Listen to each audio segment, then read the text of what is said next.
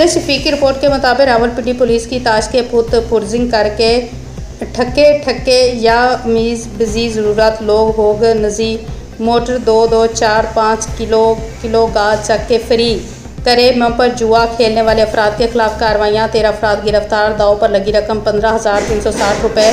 9 mobile phone और ताश के पत्ते बरामद। चकलाला पुलिस ने कार्रवाई करते हुए 7 अफराद को हिरासत में लेकर दाव पर लगी रकम 10,000 रुपये, 4 मोबाइल फ़ोन और ताश के पत्ते बरामद किए। थाना बनी पुलिस ने कार्रवाई करते हुए 6 अफराद को हिरासत में लेकर दाव पर लगी रकम 5,360 रुपये, 5 मोबाइल फ़ोन और ताश के पत्ते बरामद किए। कमारबाजी दीगर मुशर्रती बुराइयों की जड़ है। मुलविस अफराद कानून की गिरफ्त से नहीं बच सकते।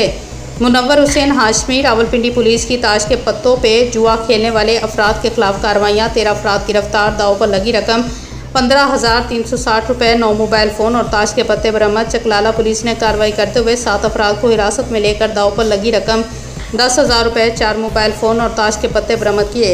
थाना बनी पुलिस ने कार्रवाई करते हुए 6 अफराद को हिरासत में लेकर दाव पर लगी रकम के पत्ते बरामद किए। कमारबाजी दीगर मुशर्रती बुराइयों की जड़ है। मुलविस अफराद कानून की गिरफ्त से नहीं बच सकते।